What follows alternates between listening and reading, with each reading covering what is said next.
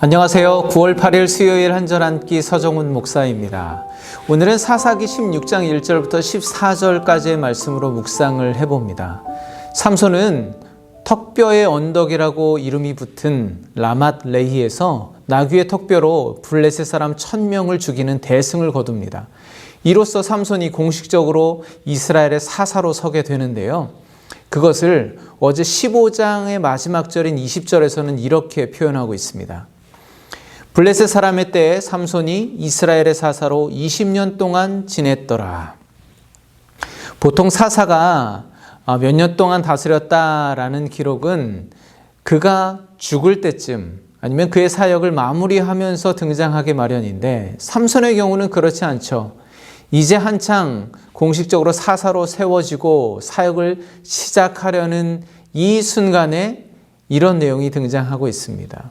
좀 특이하죠. 또 다른 한 가지는 보통 사사가 다스리던 때는 평온했다라는 기록이 등장하기 마련인데 삼손의 경우는 그런 언급이 없습니다. 오히려 블레셋 사람의 때, 즉 여전히 블레셋의 압제와 속박 속에 있던 때에 삼손은 이스라엘의 사사로 있었다고 표현하는 것이죠. 무슨 의미일까요? 그 당시에 이스라엘의 상황이 어떠했는지를 짐작해 볼 수 있는 말씀입니다. 정치, 사회적으로는 블레셋의 통제 아래에 있고 종교, 문화적으로는 우상에 물들어 있는데 사사인 삼손은 그저 자기의 힘만 믿고 자기의 눈에 좋아 보이는 대로 제멋대로 행동하고 욕망을 쫓아 살아가고 있다는 것을 우회적으로 표현하는 것이 아닐까요? 이제 사사기 16장은 삼손의 인생의 마지막 부분을 소개하고 있습니다. 그런데 그 시작은 역시 여인과 관련이 있습니다. 1절 말씀을 보겠습니다. 삼손이 가사에 가서 거기서 한 기생을 보고 그에게로 들어갔더니 삼손의 눈에 또 한 여인이 들어옵니다. 그리고 그녀에게 들어갑니다. 그리고 이어지는 장면은 가사 성읍의 문짝들과 두 문설주와 문빗장을 빼서 어깨에 메고 헤브론 앞산 꼭대기로 올라가는 장면이 나오죠. 삼손이 그만큼 초인적인 힘을 가진 사람임을 보여주는 것입니다. 또한 삼손의 존재가 블레셋 깊숙한 지역까지 알려졌고 그들과도 싸워 이겼다는 이야기로 받아들일 수 있습니다. 그렇습니다. 삼손은 그렇게 힘이 센 사람이었고 그 힘으로 블레셋과 싸웠습니다. 사실 블레셋 사람들은 삼손의 존재만으로도 이스라엘을 함부로 대하지 못했을 것입니다. 이렇게 삼손의 이야기는 삼손이 이룬 업적이라는 측면에서만 본다면 삼손이야말로 정말 이스라엘의 위대한 영웅으로 남겠죠. 그렇지만 사사기는 삼손을 결코 그렇게 보지 않습니다. 성경은 일반적인 역사가의 관점으로 보는 것이 아니라 하나님의 눈으로 삼손을 바라보고 있습니다. 우리가 그 하나님의 시선으로 이 삼손의 이야기를 따라가 봐야 하는 것이죠. 삼손이 가사로 내려가 한 기생과 하룻밤을 보내는 이 장면 아주 짧게 기록되어 있는데요. 그런데 그 이야기를 중심으로 앞뒤에 등장하는 또 다른 여자들의 이야기를 통해서 그가 사사가 되었지만 여전히 개인의 욕망을 쫓는 어리석음과 연약함을 벗지 못하고 있는 상황임을 다시 한번 확인해 주고 있습니다. 삼손은 신앙적으로는 하나님께 거룩히 구별된 나실인이고 인간적으로도 초인적인 힘을 가진 영웅입니다. 그러나 반면 그 시대는 여전히 블레셋의 때를 벗어나지 못하고 그렇게 사는 게 당연하게 여겨질 정도로 어느 때보다도 영적으로 완전히 무너져버리고 무기력해진 사회였습니다.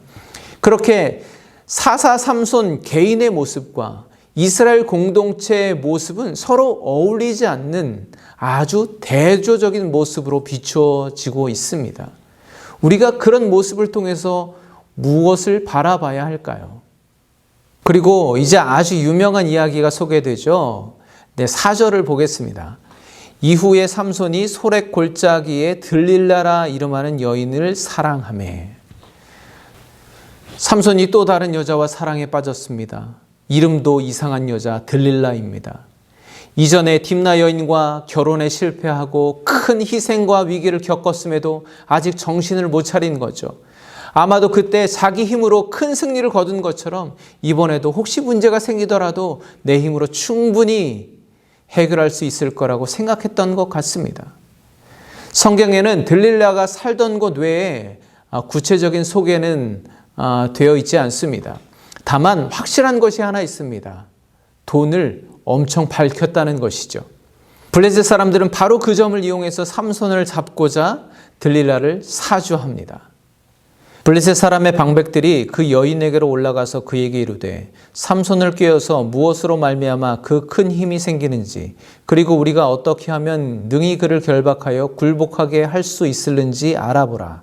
그리하면 우리가 각각 은 1,100개씩을 내게 주리라 하니. 블레셋 방백들은 들릴라에게 큰 돈을 쥐어주고 삼손이 가진 힘의 근원을 알아내라고 합니다. 오늘은 들릴라가 여러 차례 삼손을 꾀하는 장면을 살펴보려고 합니다. 들릴라가 힘의 비밀을 알려달라고 청했을 때 삼손은 그저 대수롭지 않게 여기고 대충 거짓말로 둘러대죠. 처음에는 새 활줄로 묶으면 된다. 두 번째는 새 밧줄로 결박하면 된다. 삼손은 그런 거짓말로 들릴라의 요구를 얼마든지 이겨낼 수 있다고 자신했습니다. 그러나 두 번이나 거짓말에 속은 들릴라는 이제 화를 내면서 당장 그 비밀을 말해달라고 강하게 삼손을 압박합니다. 삼손은 여전히 대수롭지 않게 여기죠. 거짓말로 둘러댑니다. 그런데 이번에는 앞에 두 번의 거짓말과는 조금 다른 대답을 하죠.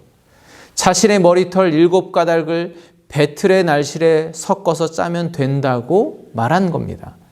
삼손이 처음으로 머리카락에 대한 언급을 하게 된 것이죠. 그 여자를 놀리려는 우스갯소리로 시작했던 거짓말이 점점 진실에 가까워지고 있는 것입니다. 삼손은 끝까지 비밀을 지킬 수 있다고 자신하고 있었겠지만 점차 주도권을 들릴라에게 빼앗기고 있는 상황입니다. 그런데 좀 이상한 것이 있습니다. 삼손은 이렇게 수차례 들릴라가 힘의 비밀을 묻고 그때마다 위기가 닥쳤음에도 불구하고 왜 여전히 의심하지 않고 있는 걸까요?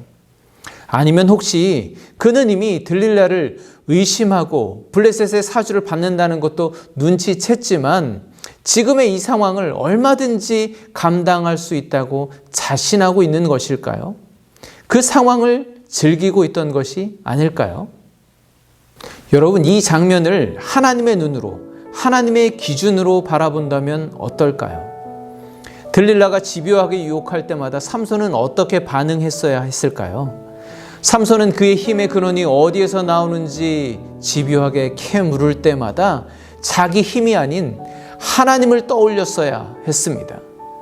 너의 힘은 어디서 오는 거냐? 너를 왜 무너뜨릴 수 없는 거냐? 물을 때마다 그 자신이 하나님께 거룩히 구별된 나실인이고 사사라는 정체성을 확인하고 또 확인했어야 하는 것입니다.